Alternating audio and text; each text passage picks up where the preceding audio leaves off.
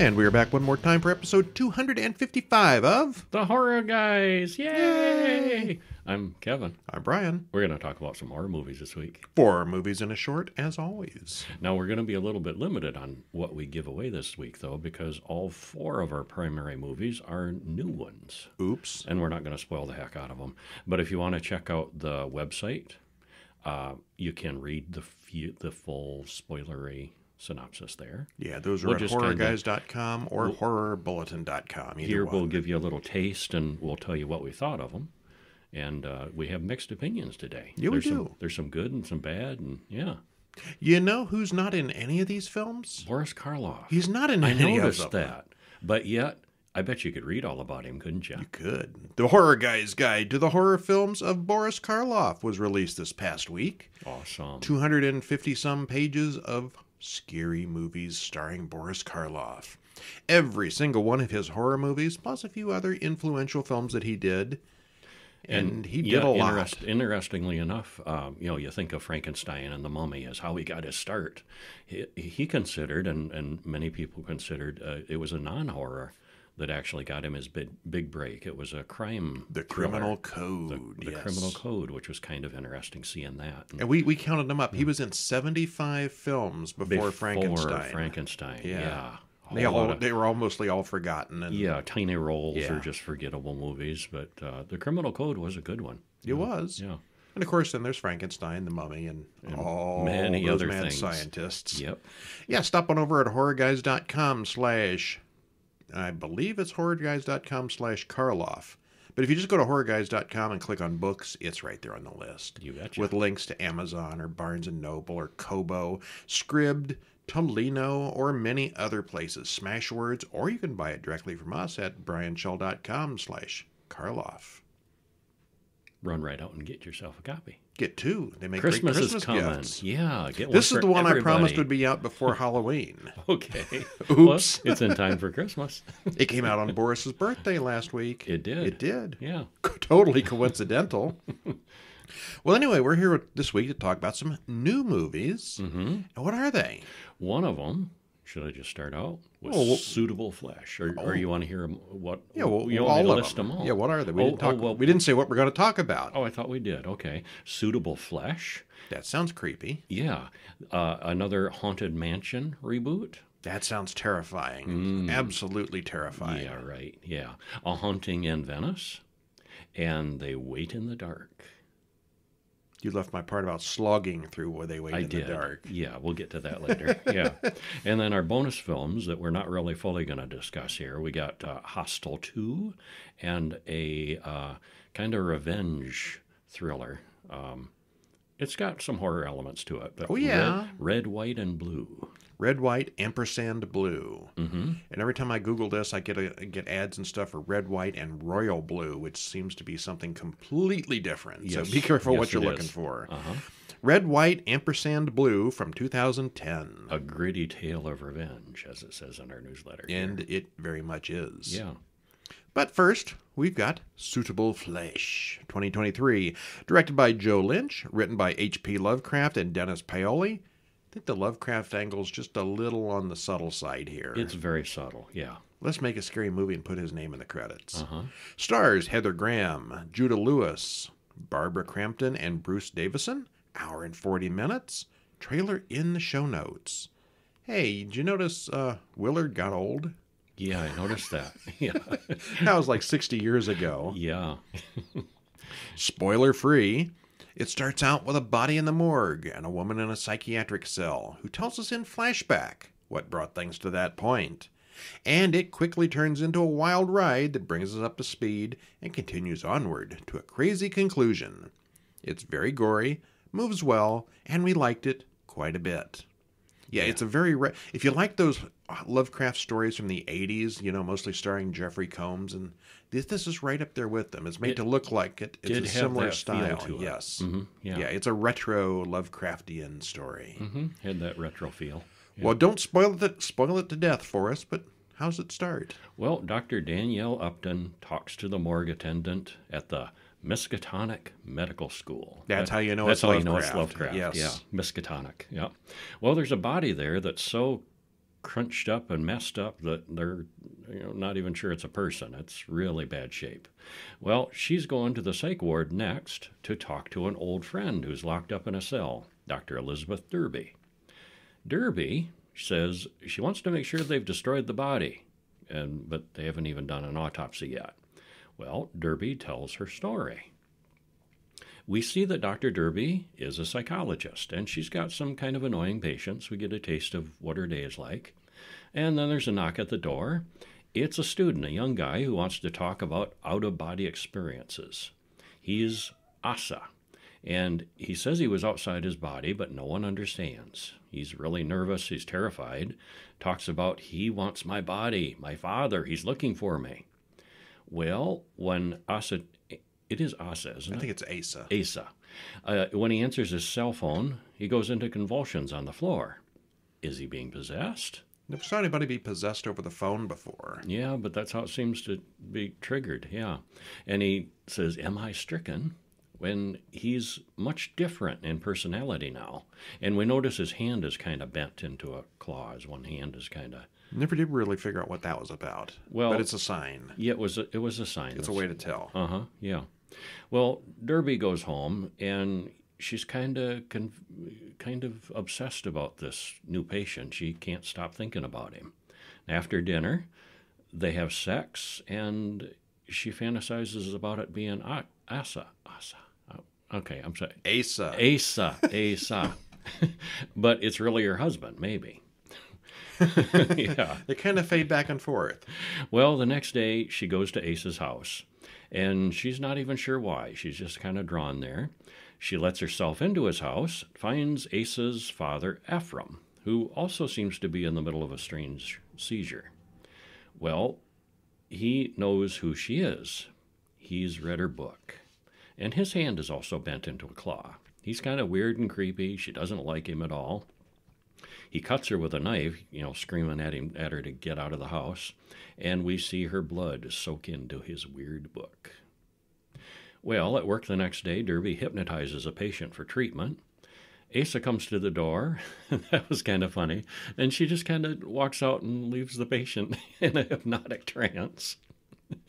Well, she, tells Asa she has to get back to this guy.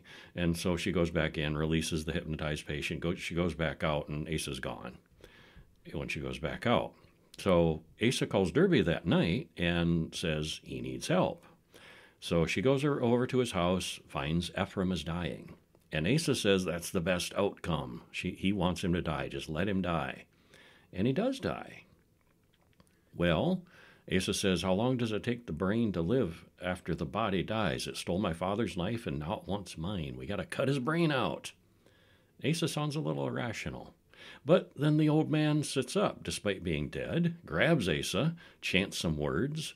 They both convulse, and something moves from the old man into the younger one. Probably a good stopping point. It is, yeah, because stuff happens that night after that, and yeah. So it's a weird possession story. It is, yeah. All right, well, let's see here. Edward, who we didn't talk about, that's the husband. Mm-hmm. He's very different from most horror movie husbands.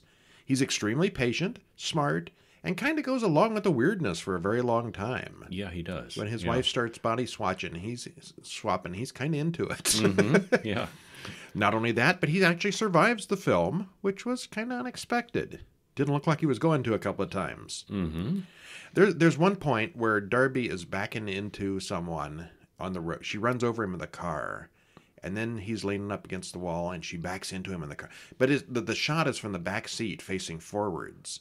But all you can see is her driving and the little rear backup camera. One of those, what do you call those? Backing monitors? Backup camera, yeah. And we watch him getting slammed into 5 or 6 times through the backup camera, and that was a neat little detail. Yeah, it's really got some good cinematography. The camera work is great, with lots of spinning and psychedelic weirdness to get across what's happening. The acting is fine all around, and overall, it is a lot of fun. It was my favorite of the week. Yeah, mine too. Yeah. Although one we thought was going to be kind of stupid was The Haunted Mansion 2023 from Disney. I was so pleasantly surprised by this. This was much better than either of us expected. Yeah, I saw part of the Eddie Murphy one, and I didn't care for it nearly as much. Never saw that. Yeah, I thought this one was way better than that, at least what I saw of it.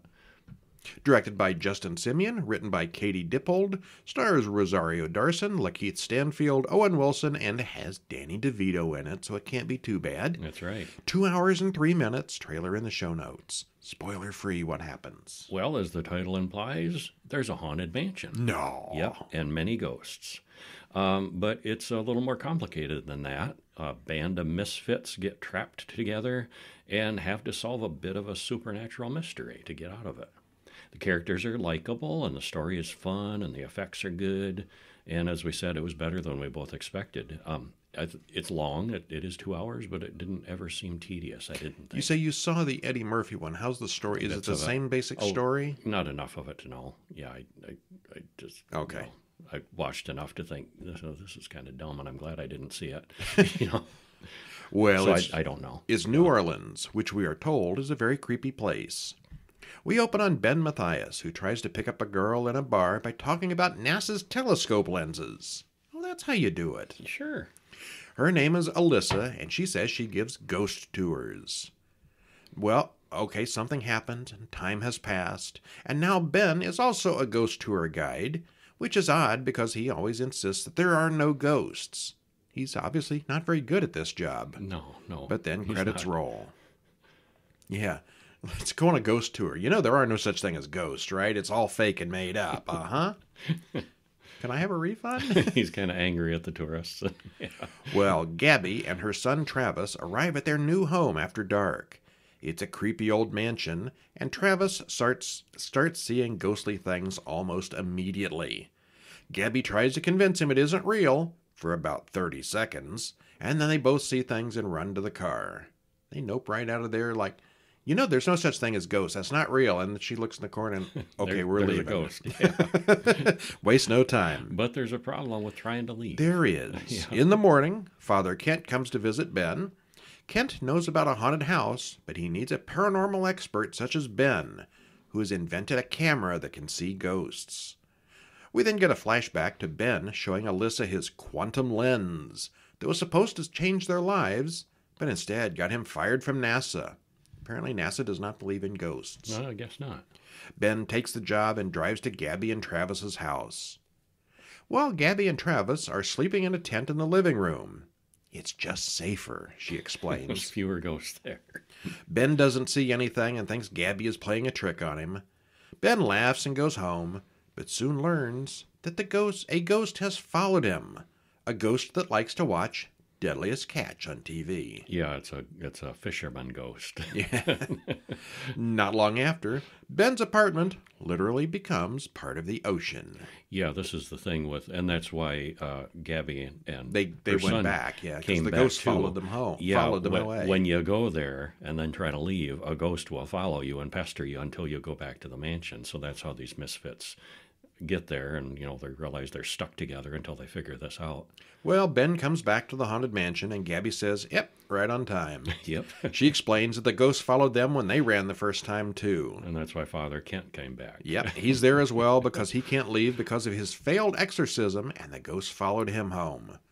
With Ben's help, they plan to figure out how many ghosts are in the house. Lots of them. When Ben leaves the living room after midnight, he's on his own, and he's soon thoroughly convinced that it's not a game.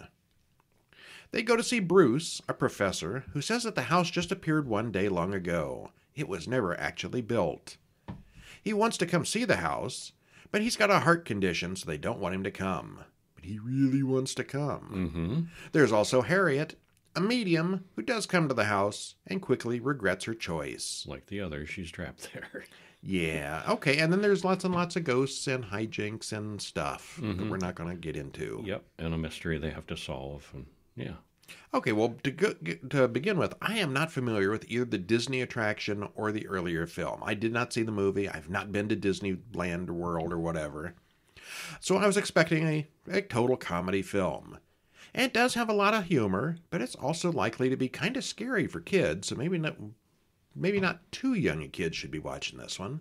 Yeah, I'd say not super young. Yeah, it's got a bunch. It's family friendly for the most part. Some of those ghosts are pretty extreme. Yeah, you'd want older kids for sure. Yeah. It's got a bunch of familiar faces playing fairly standard roles, and everybody's good here. Even Owen Wilson, who always plays himself, is kind of appropriate here. You know, I like to pick on Owen Wilson. You do, yeah. And of course, Danny DeVito. He's playing Danny DeVito, but that's okay because he's Danny DeVito. Yep, that's always all right. There are many name drops. They're essentially product placement. Oh, yeah. They're always using these name brand products for things. Mm-hmm. Yeah, and it happens enough that it's noticeable and kind of tacky, actually. The special effects are excellent. The creatures and ghosts would be right at home in any grown-up horror film. Kevin said, "It was way better than I expected," as I was about to write the same exact thing. He said it, so I don't have to, but yeah, it was better than we expected. Mm-hmm. I mean, it's not a serious, scary movie, but it was good. We were entertained. Based on the ride. What is this ride like? You've been there. You ride through the Haunted Mansion. You just sit there and watch you sit things there happen. in a moving thing, and yeah, you go from room to room in the Haunted Mansion, and there's ghosts everywhere. And But it's not like a roller coaster. no, you ride through on a track in cars, and yeah, and there's the holographic ghosts and so forth. And this was 1976 or so when I went on it, so it was a while ago. It's probably improved. But even from then, I remembered a few things that are in the movie that were from that classic ride, like the head in the crystal ball, the ghost in the crystal ball, and the dancing ghosts in the ballroom floating around on the ceiling, and a couple things I recognized, like, oh, that's from the ride. Okay, so our oldest movie this week is our short film from 2008 called Classic. The Black Hole. Written and directed by Phil Sampson and Ollie Williams, stars Napoleon Ryan, a cast of one. Not only that, but it's 2 minutes and 48 seconds, not even 3 minutes. But it is amazingly effective for being so short. And you can watch the entire thing for free on YouTube. There's a link in the show notes. What happens? Well, an office worker has issues with his copier. For some reason, the output is just a big black circle. Except this circle is a portable hole that opens things that aren't meant to be opened. What could go wrong? We soon find out. Yeah, It's good for stealing candy out of the vending machine. it is. Yeah. This is kind of old as far as internet shorts go, and it's a little on the low resolution side. I'm like, was this filmed on a potato? Well, it's just because it's 2008. 15 years ago, it probably was. Still, it does look good. It's nicely paced, and the special effect of the hole works well. And best yet, it's an entire whole story. It's a whole story. In less than 3 minutes. You know what it is, you know how it works, you know what happens, and it all makes sense. Maybe not why, but... Mm-hmm. All right, then we have our next movie. What's this one? This was They Wait in the Dark, another new one from this year. Directed and written by Patrick Rea. Stars Sarah McGuire, Laurie Catherine Winkle, Paige Maria, and Patrick McGee. Runtime was an hour and 25 minutes, and there's a trailer in the show notes. Spoiler-free, what happens? Well, it's a low-budget outing that has plenty of human drama with some external horrors to deal with as well. And our opinions are split on this one. You liked it? I liked it quite a bit more than you did. I thought this was the stinker of the month. Yeah, I wouldn't go I regretted wouldn't the go that hours. far. Yeah, I liked it more than disliked it. Okay. I noticed this was on one of the... I think we got this off the Rotten Tomatoes top movies of the year. Mm-hmm. And this is like up there. Okay, I wouldn't put it in the top movies, but I Well, of I all the enjoyed it more movies than- this year, this was one of them. I enjoyed it more than not more. So yeah, yeah, I didn't hate it. Okay. Why don't you give people a taste? Amy and her son Adrian wake up on the floor of a convenience store. The police show up and they leave. Credits roll. Really? Mm-hmm. People are trying to sleep in the corner of a 7-Eleven? I That's a guess. thing? Well, it's not a 7-Eleven. Well, whatever it is, but yeah. Yeah, I guess it was. Well, then they go to a motel because they had the money from motel. So what's with the sleeping at the convenience store? Well, just wanted a napsy. Sometimes it happens when you're shopping. Okay, they go to a motel and the clerk says they need a credit card. He makes an exception and they go up to their room. She goes to the bathroom and pulls up her shirt and she's got a big cut. So something's going on there. In the morning, they go to a nearby diner and Amy knows the waitress Jenny who gives them a ride to the place that they're going. Jenny mentions that all the local teens throw parties and do seances in the front yard of Amy's new house. This was her parents' home, and her father has just recently died. She goes inside, looks at the mess, and murderer is spray painted on the wall in there. The place is a mess, and we get a quick cleaning montage. She goes into the basement, where she finds candles and a pentagram. She thinks it's the teenagers who broke in and did all this, and Adrian asks, is she going to find us? No, no one can find us here. Okay, they're on the run. A woman goes to the convenience store with a photo of Amy and Adrian, and she's looking for them. She then goes out in the parking lot and stabs a guy in the parking lot who is catcalling her. She's tough. Yeah, this was a good scene given a taste of what kind of person she is. Yeah. Back at the house, Adrian goes down into the basement alone and lights all the candles around the pentagram. Some weirdness occurs, and he gets locked in the basement. He tells Amy, there's someone down there, but there isn't. Or is there? We get a flashback to young Amy looking down at her mother, murdered in bed. Jenny comes by and asks if Adrian knows what happened there. Jenny asks who are they running from? Well, it's Judith, Adrian's other mother, and Amy's former girlfriend. They adopted Adrian together, and then Judith got abusive. That night, Adrian sees someone inside the house, but there's no one there when Amy arrives.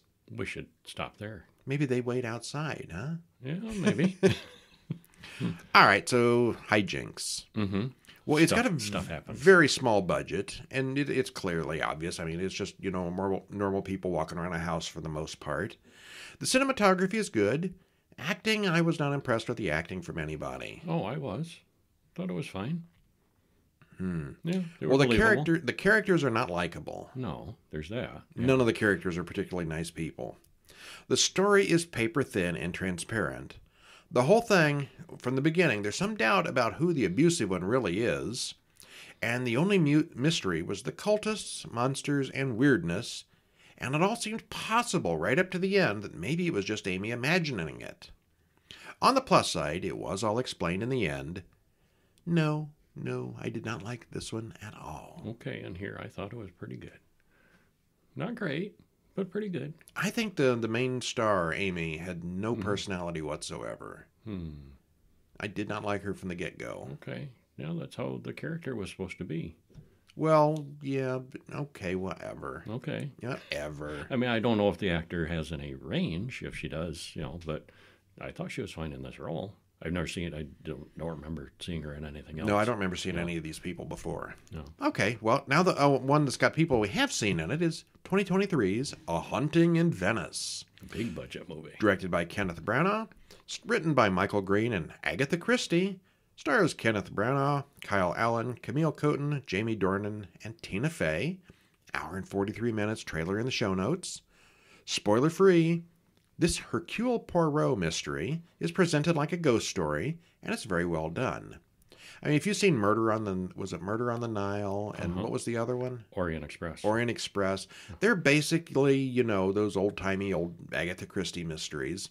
This is one too, but if you've seen the trailer, it's clearly a haunted house ghost story horror film. They tried to make this one seem more supernatural. Yeah, definitely. Yeah. It's atmospheric and creepy with a good cast. Really does make us wonder if there's something supernatural or not, right up to the end. And we both liked it a lot. Yeah, very much so. Yeah, if you've seen the others, the other 2 or 3 movies are definitely not horror. I liked this one. But they are good. The best of them. I think maybe because I knew this story the least, too. Mm-hmm. The other 2, I saw them, and I had already seen previous versions and actually read the previous ones, too. So I knew how they ended, who done it. Well, this one I didn't know who done it. Okay. Poirot was a weird character. He's a weird guy. He's a real And I think eccentric. the first couple of movies were really going out of their way to, show us how weird he was. Mm-hmm. This one here was more about a detective in a haunted house. Yeah. He wasn't too... His personality is not quite so on focus. Yeah. All right, well, anyway, what happens? Hercule Poirot has a nightmare about A Nightmare About Birds, and credits roll. What was that about? We don't know. Yeah. Okay, there's birds. He doesn't like birds. Yeah. Well, when he goes out in public, he's swarmed by people wanting help. He's a kind little of famous. He's a little famous celebrity kind of now. Well, his bodyguard is not having it and even knocks one of them down when they're too persistent. Ariadne Oliver comes to see him. They are old friends. She's a best-selling mystery writer, and she has a case for him. She tells him about Mrs. Reynolds, a spiritualist and medium, and she can't figure out how the spiritualist is doing it. What's the con? She went to see her, and she is stumped, she says, so she wants Hercule to figure it out. She's gotten them both invited to a seance tonight on Halloween. Can Perrault debunk Mrs. Reynolds? I bet he can. Yeah, well, maybe. Maybe. Well, we all stopped to watch a children's puppet theater production about the plague, which was kind of a little excessive for tiny children in the audience. Take your little 4 and 5-year-olds to watch a plague story. But it's a Halloween party for the orphans and the kids. Little Leopold would rather read Poe than play at the children's party. Nerd. Yeah, kinda. Leopold offers his oddly behaving father a pill. His mother, Rowena, is the hostess of the party. They live in an old orphanage, and the house is said to be cursed. Alicia, Rowena's daughter, died here just last year. And that's a mistake. His mother is not Rowena. They're not sister. He was not sister of the dead girl. Who said? Right here it says that. His mother, Rowena, is the hostess of the party. That's a mistake. Okay. Well, they look like they were a compli- married couple. It's complicated, yeah. She'll be the focus of tonight's seance, the girl that died. Well, Mrs. Joyce Reynolds arrives. She has many titles, but she prefers medium. She knows Perrault, who says he is retired, but Reynolds knows he is there to debunk her. And he welcomes the challenge. She welcomes the challenge. He says he hopes he's wrong, but he's sure he isn't. And just then, a huge chandelier crashes to the ground in the next room. The ghosts have other opinions. Mm-hmm. Perrault checks out Alicia's room and her pet parrot, who hasn't spoken since Alicia died. Reynolds says she is listening, and there's so much pain in here, just like a medium would say. Well, they get set up for the seance, and instead of a crystal ball, Reynolds pulls out a typewriter. Even little Leopold thinks she is a fake. She begins and says the house is filled with the souls of the dead, and the typewriter seems to work on its own. Well, enough of that. Perrault immediately proves that she's fake. She's got a couple of assistants hiding in a wardrobe that are rigging things up. Except just then, Reynolds goes into a fit and channels Alicia. She says that Alicia didn't commit suicide. "You killed me!" It's all very dramatic, except she doesn't say who did. So, No, of course not. yeah. Someone in the room, though. Well, Ariadne and Perrault talk about the reality or not of what they just saw. Dr. Ferrier checks out Reynolds, and she's fine. She plans to come back tomorrow for another sitting. Perrault has words with Reynolds. He still doesn't believe she's legit. And someone comes out of nowhere and tries to drown Perrault in the apple bobbing basin. He thinks someone was trying to kill Reynolds since he was wearing her mask. Yeah, as a joke, when they were bantering back and forth, she arrives in a long cloak that covers her completely and a face mask. She gives that to him, and he puts it on. Somebody grabs him and tries to kill him, and he thinks, oh, somebody was trying to kill Reynolds. Or were they? Well, outside, Mrs. Reynolds is impaled on a statue, so she is clearly dead for real. Oh, okay. Yeah. And that's probably the place to stop was when the murder happens. Uh-huh. Who did it? Yeah. So Who killed the psychic? Who killed the girl last year? Perrault puts the house on lockdown, says nobody's going to leave till we figure this out, and we go from there. It's all very Agatha Christie from there. It is. Venice looks like a very damp place in this film. It does. It's got the canals, the water, and it's always raining, and it just looks damp. Is there a supernatural explanation, or is it all a Scooby-Doo mystery with a real murderer hiding behind ghosts? Well, it's filmed as a supernatural horror, but it's Perrault, so you can't be sure which way it's going to go till the end. I'm sure Agatha Christie at the end, it turned out to be a real person and not monsters or anything. But this is a movie, and they tend to shake things up sometimes. You just never know. Yeah. It's notably bereft of the huge star-studded cast of the previous Poirot films. There's no Johnny Depp in this one, with only a handful of recognizable faces. This is Tina Fey's first non-comedy role, and she does fine with it. Not really stand out, but she does okay. Michelle Yeoh isn't on screen for very long as the psychic, but she's suitably weird. The previous Poirot films were typical murder mysteries, and so is this one, but it's framed as a horror story, has a lot of the usual tropes, and is filmed like a haunted house type of story.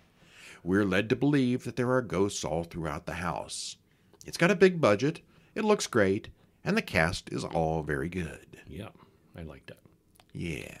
Okay, so yeah, and that's the ones we're going to talk about this week. If you are on our free email list, which you can sign up for over at horrorbulletin.com, you will also hear about Hostel Part 2 from 2007, written and directed by Eli Roth. And if you saw the first Hostel, this is the same thing, only instead of 3 guys getting it, it's 3 girls. And this was a worthy sequel. I did like this one as much as the first one is. It's every bit as good. Mm-hmm. It's a little bit different. They do shake a few things up, but it's kind of the same thing, just a little different. Yeah. And the other one was Red, White, and Blue from 2010, written and directed by Simon Rumley. Stars Amanda Fuller, Mark Center, John Michael Davis, and Nick Holden. And it's kind of long, hour and 43 minutes. I liked that one quite a bit, too. I thought it looked kind of horrible from the trailer, but it was quite good. Yeah, we both liked it. Yeah. Probably won't be for everyone's taste, but it's a winner. Yeah. Actually, if you like Hostel, this was probably right up your alley. Yeah, maybe. Yeah. All right, so tune in next week when we will have 4 more movies and a short. And we've got some good ones. This week we had all new movies. Next week we have all old movies. Godzilla Raids Again from 1955. I want to say that was the first sequel to the original Godzilla. I think it was. Howling 5, The Rebirth. Oh, my. Not the first sequel to The Howling. Oh, my. Puppet Master 4, The Demon. Mm-hmm. Freddy vs. Jason, which, depending on which series you're at, is like way up there. So it's sequel week. And Hostel Part 3. Yes, it's sequel week once again. As you can tell, it's a slow week for new horror. Okay, well, stop on in over at horrorguys.com to read spoilers of all the stuff we didn't quite talk to death about today. Mm-hmm. Check out horrorguys.com for all the spoilers. Horror Bulletin if you want the newsletter, or horrorguysshop.com to pick up our books, including Boris Karloff, Vincent Price, Roger Corman, Peter Cushing, Amicus, Hammer, Shock Theater, Universal, silent films. So many books. So many. And of course, you can get all those horror bulletin reviews every month with our monthly magazine, Horror Bulletin Monthly. Mm-hmm. We're up to issue 27 coming out next week. Dang. Yeah, it's a lot of months. That's a lot of them. And of course, you can go all the way back, get issue. I keep on saying episode. Issue number 1 if you want to. Same place as all the books, horrorguysshop.com. Well, I'm Brian. And I'm Kevin. And we'll see you when? Next week. See ya. See ya.